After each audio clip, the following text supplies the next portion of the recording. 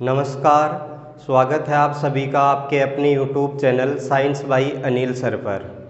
इस चैनल पर मैं आपको कक्षा 10 का संपूर्ण पाठ्यक्रम करवाने वाला हूं। अगर आप चैनल पर नए हैं तो चैनल को सब्सक्राइब कर लीजिए तथा बेल आइकन को भी दबा लीजिए ताकि आने वाले सभी वीडियो का आपको नोटिफिकेशन प्राप्त हो सके। आज का अपना ये पहला वीडियो है जिसमें अपन कक्षा 10 का NCERT पर आधारित पहला पाठ स्टार्ट करने जा रहे हैं, जिसका नाम है रासायनिक अभिक्रियाएं एवं समीकरण। इसमें हम सबसे पहले देखते हैं रासायनिक समीकरण के बारे में। रासायनिक समीकरण,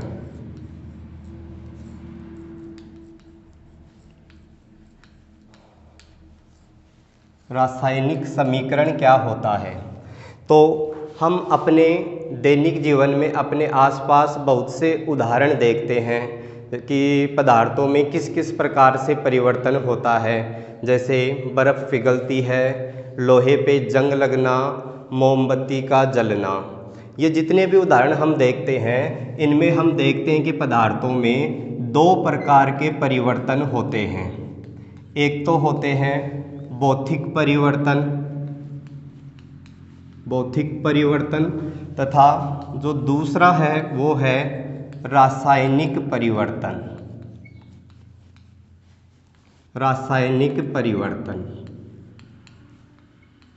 ये पदार्थों में दो प्रकार के परिवर्तन होते हैं। भौतिक परिवर्तन के अंतर्गत पदार्थ के केवल भौतिक गुणों में परिवर्तन होता है, उसका रासायनिक संगठन किसी भी प्रकार से परिवर्तित नहीं होता।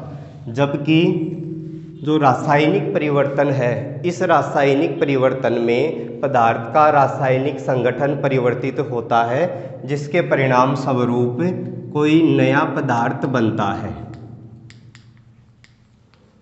नए पदार्थ के बनने का मतलब है कि जो पदार्थ बना है उसका रासायनिक संगठन पहले वाले पदार्थ के रासायनिक संगठन से बिल्कुल अलग होता है। तो ये दो प्रकार के परिवर्तन होते हैं। अब जो रासायनिक परिवर्तन है, पदार्थों में होने वाले इस रासायनिक परिवर्तन को ही रासायनिक अभिक्रिया कहा जाता है।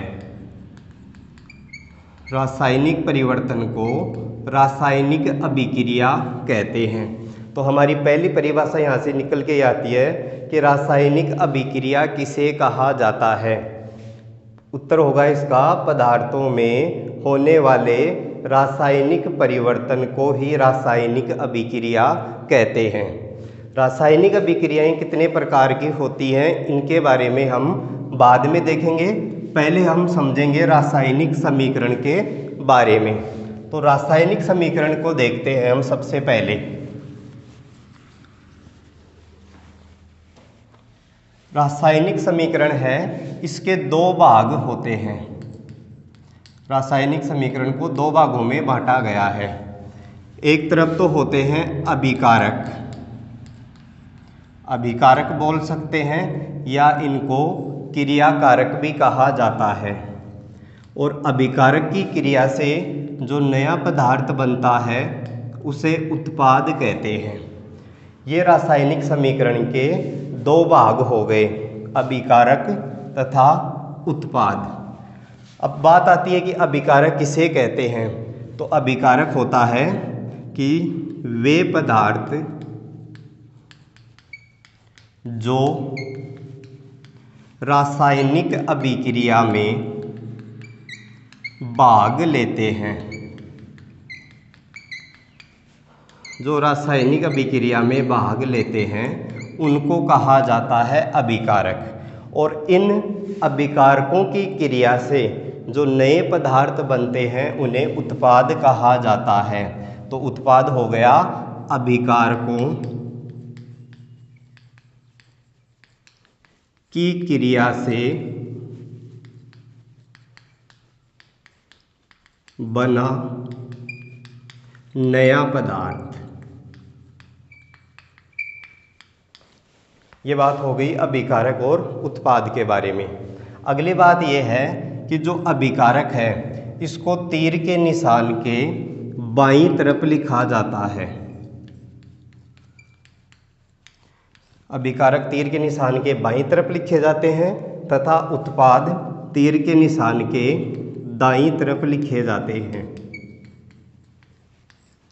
और जो तीर की दिशा है, तीर की दिशा हमेशा उत्पाद की तरफ होती है। अगर अभिकारक एक से ज़्यादा है, एक से ज़्यादा अभिकारक हैं तो उनके बीच में प्लस का चिन्ह लगा दिया जाता है। इसी प्रकार से अगर उत्पाद भी एक से ज़्यादा है तो इनके बीच में भी प्लस का चिन्ह लगाएंगे, प्लस का चिन्ह लगा दिया जाता है। इसके अलावा अगर अभिक्रिया के संपन्न होने के लिए किसी प्रकार की कोई कंडीशन लागू होती है तो उसको तीर के निशान के ऊपर लिख दिया जाता है। अब हम एक रासायनिक समीकरण लिखते हैं और उसको संतुलित करने का प्रयास करते हैं। रासायनिक समीकरण को संतुलित करना।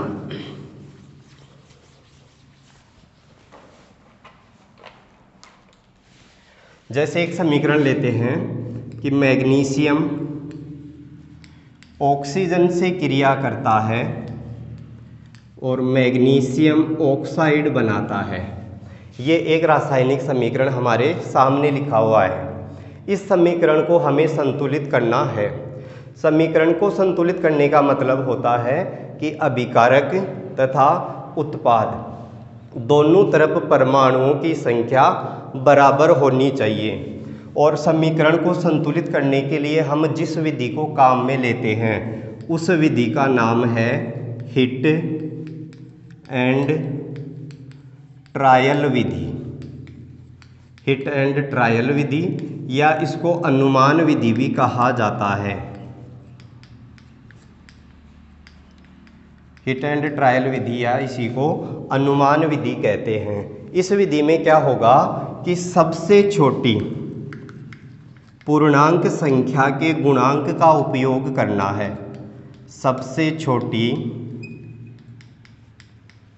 पूर्णांक संख्या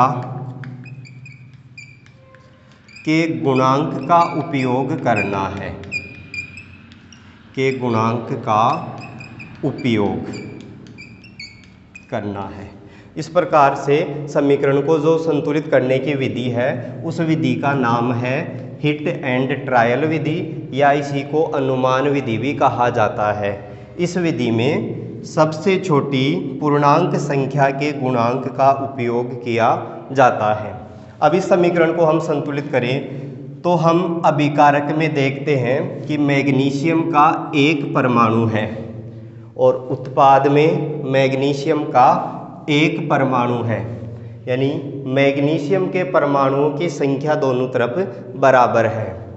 उसके बाद आगे चलें, ऑक्सीजन के परमाणुओं की संख्या अभिकारक में 2 है जबकि उत्पाद में ऑक्सीजन के परमाणुओं की संख्या 1 है।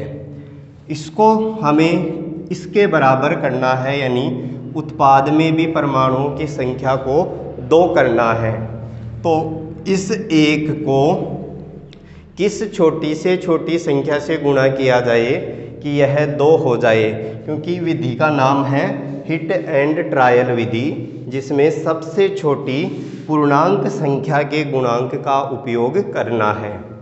तो इसको 2 करने के लिए हम 2 से गुणा करते हैं।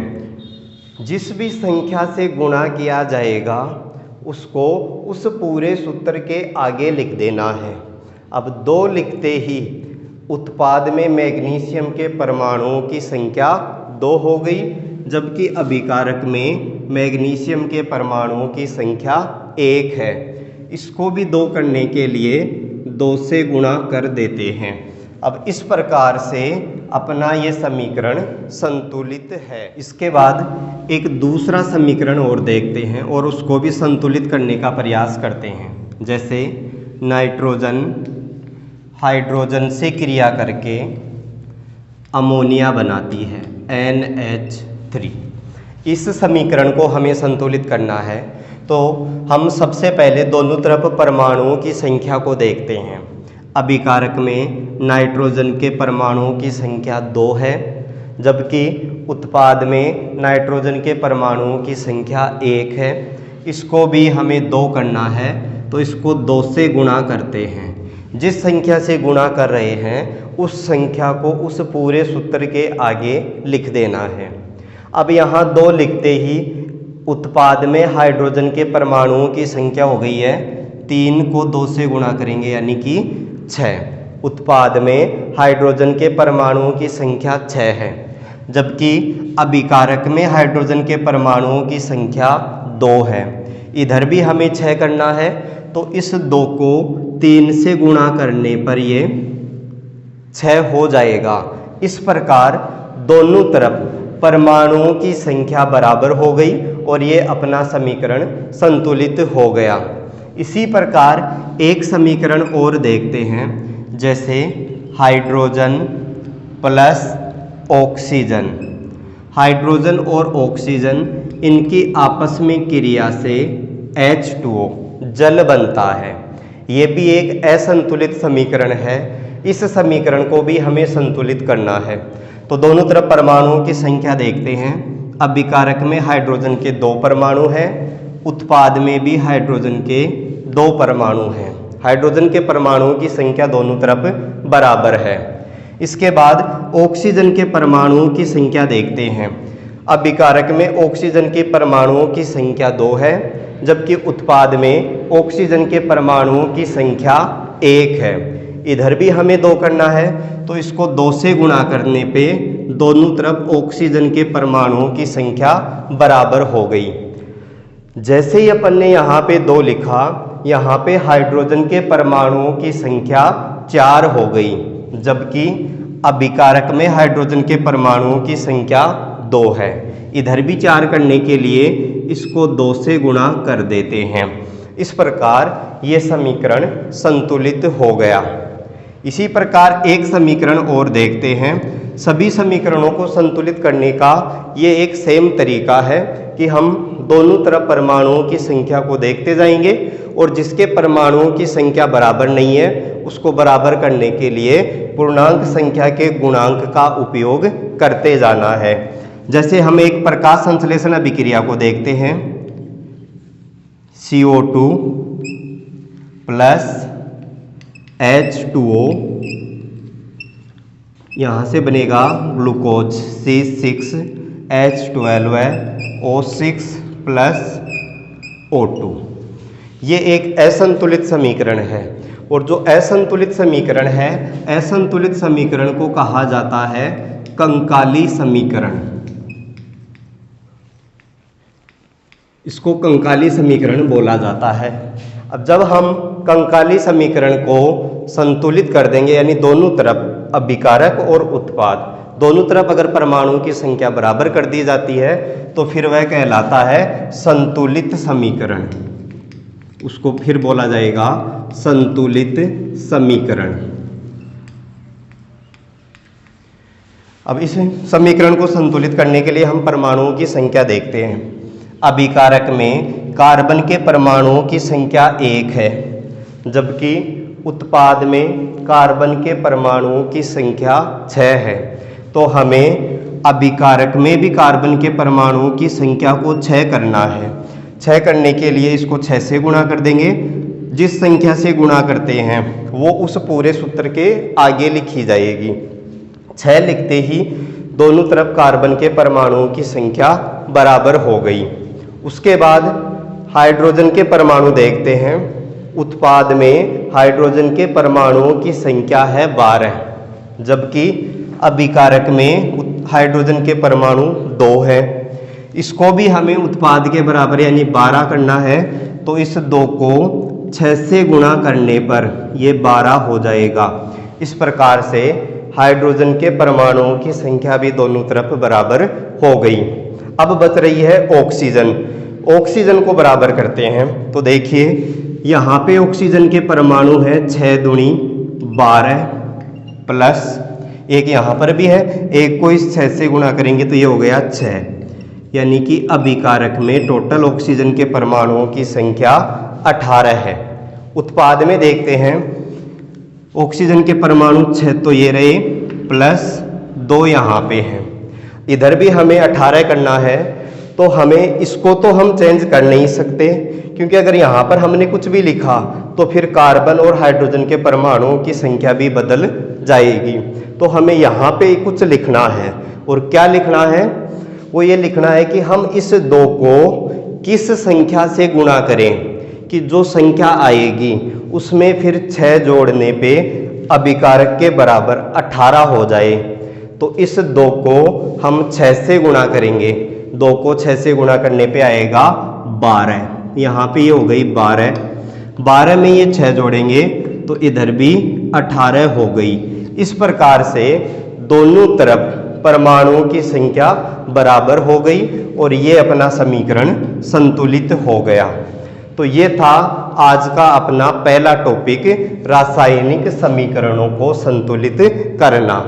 इसके बाद अगले पार्ट में अपन देखेंगे रासायनिक अभिक्रियाएं। अभी और भी बहुत सारे समीकरण आएंगे जिनको हम अभिक्रियाओं के साथ ही संतुलित करते जाएंगे। अगर आपको वीडियो पसंद आया तो लाइक करना, शेयर करना और चैनल को सब्सक्राइब भी करना। धन्यवाद।